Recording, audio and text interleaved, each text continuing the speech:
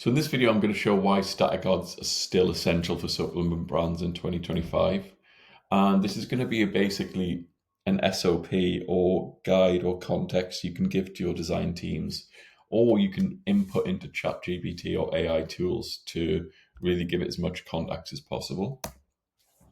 So static ads still work, and they've never been faster to produce through ChatGPT, Claude, Midjourney. They've never been easier to test, and they've never been more effective to scale. For example, you don't need to go to designers or really spend as much money on static ads now because there's lots of solutions in AI that are doing it really, really quickly. And it's never been, I would say static ads have never been better to really rapidly test messaging or to test different visuals or test different products on a tighter budget. For example, you can really get your message market fit just through testing headlines on static ads. And it doesn't mean you have to shoot content, you don't have to write scripts, you hire creators. You can do this before doing all that by just checking which is getting the most purchases, which is getting the most click-through rate, just by testing out different headlines on statics. And often in the supplement space, these static images often outperform videos when done right. For example, we've got a sleep supplement, and one of their best performing static images was just literally an image with the product photo on saying, still can't get to sleep at 2 a.m. So really simple static, and it's an evergreen ad with over 100K spend. So most supplement brands fall into the same trap. So they follow trends. They'll be looking at AG1, they're looking at Obvi, the 9-figure brands, and they'll make ads that look exactly the same. And if you're competing against brands that can really, really get us lots of reach and they're really going after the same audience, if you just copy or mimic the style and messaging, it's harder to really, really take market share. They also overcomplicate or complicate design and writing headlines that try to be clever rather than clear. So what I hate is like witty headlines where you don't know what the ad is in a millisecond of seeing it. And this is a real trap. They think they're on Mad Men. They think they're doing like really like billboard style ads that are witty, but I'd really prefer to be clear rather than clever. And Meta doesn't reward brutal or witty ads. It rewards ads that stop the scroll with bold, simple and direct messaging. It needs to have strong social proof and clear benefits, and drive conversions by making the next step obvious and easy. So it needs to pique attention, be really clear, and ultimately sell the click and have a convert either top of funnel audience, middle funnel audience, or bottom of funnel audience. So, rule 1, stop doing what everyone else is doing. So, clever but weak headlines that don't communicate clear benefit. And if you don't have psychological triggers to create urgency or emotional connection, you're going to really, really struggle. And I would say this is probably like a 4 out of 10 ad. It doesn't really tell you the transformation. You don't really know what the visual hierarchy is not great. You can see by the background, but I would improve this a lot by just making it more clear, showing what the product is instantly and doing it that way. So what I really like is bold, clear headlines, strong USB callouts, and psychologically driven design. And when you're in the supplement space, a lot of the transformations or the ingredients you're selling is like a red ocean.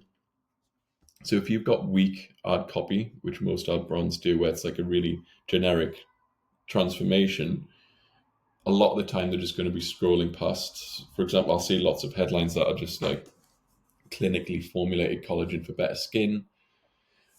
Your audience will be seeing hundreds and hundreds of different ads that all say the same thing. And ultimately, the companies that can spend millions per month are going to take up all of these customers.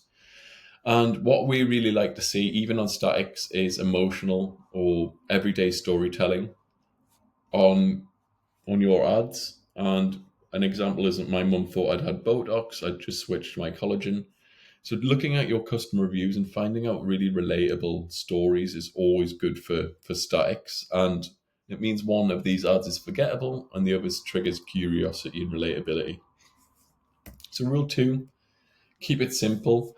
So I'd say 90% of our ads we test are either comparison ads, so us versus them, or before and after, where it shows you the depositioned from existing routines in the supplement space and shows your ad and product to being the new way and the better way to take the supplements. We also have lots of static testimonial ads, so just showing like customer lifestyle images, social proof, using your reviews on websites. And this is going to be really good if you've got strong education on the top of funnel. And this is going to be really like just making the decision to buy your supplement a lot warmer down the line. And we also have like promo ads.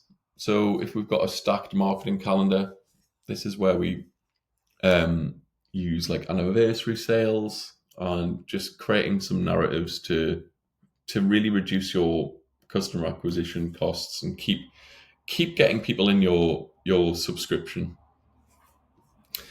So overcomplicating ads dilutes the impact. So if you're not really clear, and I would say this isn't that clear, there's no like visual hierarchy, it doesn't really tell you the transformation, and I wouldn't say you know what you're going to getting from this. I don't know from an instant what this is selling, what the benefits are. It just basically tells you there's one ingredient, vegan, Canadian, and yeah, it just says nutrition as well. So I'd say it's overcomplicating and diluting the impact. So examples of winning supplement copies, again, just using the emotional everyday ads. So I used to wake up exhausted even after 8 hours sleep. Now I actually feel rested. So this would be good for static, maybe saying a bit less words. I thought bloating was just something I had to live with. Something like that on a headline would be really good. This probiotic proved me wrong. And we also really like your skin in next 30 days. So statics have to have hooks too. And obviously your audience scans them in a fraction of a second. And if it doesn't immediately stand out, they'll scroll past. So you really need to have a strong hook in your static ads, because again, if it's generic or overcomplicated and you don't hook it, you're not going to get anywhere near the amount of click-through rate your ads need to scale. So how to hook views in your static ads. So you need to have your headline placement inside. So your primary message should be the biggest, boldest element. You should have high contrast in color, like this is. Text highlights or distortions. So this really pops, this ad from Space Goods. You should have directional cues. So I think this visual hierarchy itself with the bigger text has cues to really lead the viewer to what matters the most. And I would say, yeah, this is basically what I would say for one of the most important things is statics have to have hooks too. You also want to make people feel something. Again, this is the main theme from the image SOP. You don't want to just be saying like a weak static ads, this magnesium blend supports sleep. Although this is like a compliant ad, but we've seen the ones that are getting the most spend are having like everyday stories. I used to wake up at 2 a.m. every night. Now I sleep straight through until my alarm.